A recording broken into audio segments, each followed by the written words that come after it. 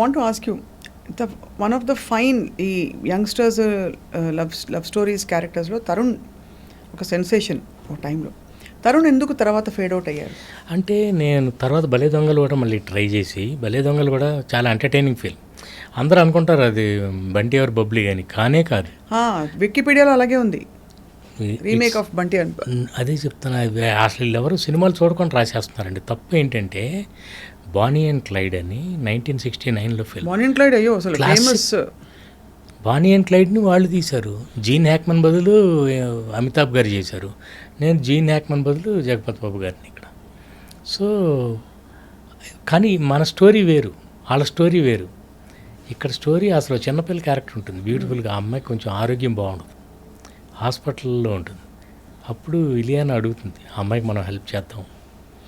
నేను ఇంకొక kind of narration, అంటే నా డ్రామా అంతా పెట్టడం కోసం అని చేశాను. వాళ్ళది వేరు మనది వేరు, కానీ అదేదో హిందీలో చూసి మనం తీసాం. ఓన్లీ ఐశ్వర్యరాయ్ గారి సాంగ్ లాంటిది మాత్రం దీంట్లో పెట్టాం. అలాంటిది ఐటెం సాంగ్ బాగుందని, ఐటెం సాంగ్ లాగా ఆ స్పెషల్ సాంగ్ ఉంటే బాగుంటుందని పెట్టడమే. కానీ it's a completely different script.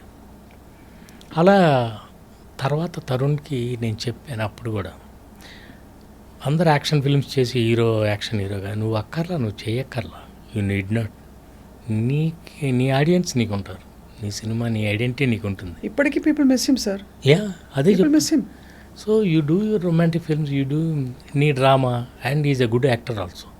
నేను అప్పుడు ఎగ్జాంపుల్ కూడా చెప్పేవాడిని. ఒక పక్కన అమితాబ్ బచ్చన్ గారి సినిమాలు ఆడుతుంటే అమోల్ పలేకర్ గారి చిన్న చిన్న సినిమాలు పెద్ద హిట్లు, చోటీ సి బాత్, అట్లా అలాంటి ఎన్ని క్లాసిక్స్ అనమాట. చిచ్చోర్, అమితాబ్ గారి సినిమాలు ఎంత హిట్ ఆ రోజుల్లో, అంత క్లాసీ ఫిల్మ్స్, వాట్ మ్యూజిక్ అంత బాగుంటాయి. అందుకని ఎవరు ఇంకొకళ్ళ లాంటి సినిమాలు చేయడానికి నేను అందుకే ఇంకొకళ్ళ సినిమా తీయడానికి ట్రై చేయను. నాకు నచ్చిన స్క్రిప్టే, నాకు ఇష్టం వచ్చినట్టే దాన్ని ప్రాపర్గా చేయడానికి ట్రై చేస్తాను. సో అప్పుడు తరుణ్ యాక్షన్ ఫిల్మ్స్ కోసం వెయిట్ చేస్తూ నా ఫీలింగ్. తర్వాత తను ఒక ఇది కూడా చేసినట్టున్నాడు, 2-3 సినిమాలు లేవు, బట్ అవన్నీ చేయక్కర్లేదని నా ఫీలింగ్. కానీ is a very intelligent boy. తను ఏదో ఈజ్ ప్రాబ్లీ వెయిటింగ్ ఫర్. కొన్నిసార్లు కుదురుతాయండి, తను తప్పని కూడా మనం చెప్పలేం, కొన్ని కుదరవు, సెట్ అవ్వలేదంతే చెప్పలేము. Any time anybody can come back. అవును, వి ఆల్ అంటే ఇప్పటికే అనిపిస్తుంది. రోజారమణి గారితో మాట్లాడినప్పుడు కూడా వారు కూడా అదే అంటారు, వీళ్ళు మంచి మంచి స్క్రిప్ట్ కోసం వెయిటింగ్ అని చెప్పి. Is there a possibility sir Vijay Bhaskar garu Tarun కాంబినేషన్లో? It all depends on the script. Any time anything can happen. Script కరెక్ట్గా సెట్ అవుతాను. నేనేమంటానంటే స్క్రిప్ట్ ఆల్రెడీ పిలుస్తుంది. వీడిని అలాగే పిలిచింది కమల్ని. ఆల్రెడీ సినిమా స్టార్ట్ అయిపోయింది, వాడికి కూడా తెలుసు 2-3తో జరగాల్సింది అయిపోయింది. ఇది చేద్దామన్న ఉద్దేశం కూడా అనుకోవాలా, అలా కుదురుకుంది అంతే. టప్మని అది అయిపోయింది జిలేబీ. మరి ఇప్పుడు స్క్రిప్ట్ రెడీగా ఉంది, అందుకని చేస్తాం. కుదిరితే కొన్ని అలా సెట్ అవుతాయి. అవును సార్. అలాగే సార్, కాస్టింగ్ విషయంలో ఇంకొక ప్రశ్న, మీరు ఏమనుకోకపోతే సార్. Not at all. అందరూ కొంచెం హెసిటేట్ చేస్తారు కట్రీనా కైఫ్ గారిని కాస్ట్ చేయడానికి. ఆవిడ ఎంత చూడడానికి ఎంత బాగుంటారో వాడికి యాక్టింగ్ రాదని కొంతమంది ఫీల్ అవుతారు. ఇది నాకు తెలియదు sir, I'm not competent to judge, only as an audience I can enjoy your. But కొంతమంది డైరెక్టర్లు ఫీల్ అవుతారు. మీరు అంటే did you have a difficult time ఆవిడ డైరెక్ట్ చేయడం? అయ్యో మామూలుగా కాదు, వెరీ డిఫికల్ట్ టైం. కానీ నేనేమంటాను, she's a very hard working girl. Shakespeare గారి కొటేషన్ ఒకటి ఉంటుంది, he who knows and knows that he knows is a wise man, seek him. He who knows and knows not that he knows is asleep, wake him. Ade. He who knows not and knows that he knows not is a child, teach him. He who knows not and knows not that he knows not is a fool, shun him. So she is a child అయితే. తనకు తెలుసు, అది correct మాట చెప్పారు. తనకు తెలుసు తనకు తెలియదని, అది గొప్ప జ్ఞానం. ఠాగూర్ గారు ఏమంటారు, రవీంద్రనాథ్ ఠాగూర్ గారు, the greatest knowledge is to know what you don't know. Correct sir. తనకు తెలుసు నాకు రాదని. అట్లా హార్డ్ వర్కింగ్ అని నేను ఎందుకన్నా అంటే, ప్రతి మైన్యూట్ డీటెయిల్ అడిగి తనకు, అంటే బాడీ లాంగ్వేజ్ లేదు అసలు. ఫస్ట్ ఆఫ్ ఆల్ ఒకసారి నేను సరిగ్గా కూర్చో, పళ్ళు టీక్కరు, గ్రాండ్ ఫాదర్ ఉన్నారు పక్కన, కొంచెం సరిగ్గా నువ్వు సర్దుకొని కూర్చో, తెలియదు తనకు. అదే అంటే వాళ్ళు they brought up in different atmosphere. Telugu అమ్మాయి ఎలా ఉంటుంది అనేది లేదు.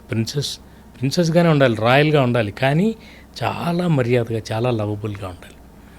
అట్లా ఆ అమ్మాయిని తీసుకొచ్చి ఫస్ట్ మీ చాయిస్ అయినా సార్? యాక్చువల్లీ నా చాయిస్ కాబట్టే ప్రొడ్యూసర్కి అంత టఫ్ అయిపోయింది. ఆ అమ్మాయిని ఒక యాడ్లో చూశాను, చాలా బాగుంది ఈ అమ్మాయి, పిలిచాం, కథ చెప్పాను, ఓకే, నేను ముంబై వెళ్ళాను, అంతా అయిపోయింది. తర్వాత అమ్మాయి రాదు, ఒప్పుకోవట్లే, ఇక్కడికి పిలిచాము, మామూలు ఫోటోషూట్ కూడా చేశాం వెంకటేష్ గారితో. చేస్తే తర్వాత వెళ్ళిపోయింది సైలెంట్. వీళ్ళు అడ్వాన్స్ ఇస్తుంటే కూడా తీసుకోవట్లే. వీళ్ళు లేదని వేరే అమ్మాయిని చూస్తాం, ఎంతోమందిని మీ సోకాల్డ్ బ్యూటీ క్వీన్స్ అందరినీ ఇక్కడే పిలిపించారు. సురేష్ గారు మొత్తం అందరినీ అక్కడే రామానాయుడు స్టూడియోలో అందరితో ఫోటోషూట్. సో నాకేమో ఆ అమ్మాయి మీదే ఉంది. వీళ్ళందరూ ఒకేసారి అక్కడ ఆల్రెడీ మనకి మంచి హిట్ హీరోయిన్లు ఉన్నారు, పేరు వద్దులేండి, వాళ్ళని పెట్టుకుందామని. బట్ నేను అన్నా వీళ్ళందరూ ఒకేసారి, కానీ మల్లీశ్వరి కాదు.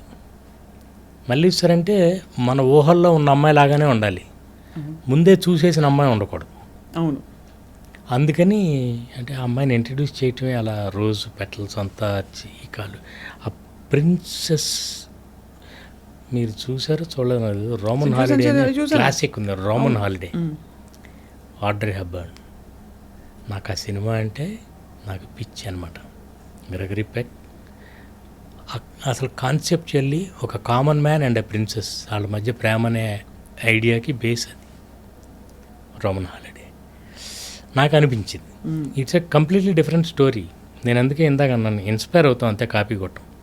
సో దాన్ని తీసుకొచ్చి ఇక్కడ బ్యాంక్ ఎంప్లాయీ మామూలు అలా ఒక ప్రిన్సెస్కిను, ఎందుకంటే వెంకటేష్ గారితో మేము చేస్తాం ముందు, నువ్వు నాకు నచ్చేదంతా మంచి ఎంటర్టైనింగ్గా అంతా చేస్తాం. ఇప్పుడు ఇంకొకటి ఏదో కొత్త కథ చేయాలి. సో దాని కంటిన్యూషన్ పెళ్ళికాని ప్రసాద్ అదే క్యారెక్టర్, నువ్వు నాకు నచ్చే తర్వాత మనం ఇంకోటి ఏదో డిఫరెంట్గా చేయాలి. అందుకని ఒక ఐడియాగా ఓ ప్రిన్సెస్ ఇది ఇట్లా అనుకుని రోమన్ హాలిడే అనుకుని దాన్ని అలాంటి ఒక కాన్సెప్ట్, కథ వేరు, జస్ట్ అలా only between a common man and a princess అలా చేసుకుంటూ వెళ్ళాం. So everything depends on love story కంటే ముందు కాన్సెప్ట్, క్యారెక్టరైజేషన్ ఇంపార్టెంట్ చాలా, నా ఫీలింగ్. రైట్. క్యారెక్టర్లో ఉండాలి, కామెడీ కానీ రొమాన్స్ కానీ. ఇంతకీ ఆవిడ అడ్వాన్స్ ఎప్పుడు తీసుకుంది సార్? అది తర్వాత రావట్లా. నేను ఒకసారి అమ్మాయితో మాట్లాడతానండి, one final, I just want to have one final word with her, తర్వాత వదిలేద్దాం.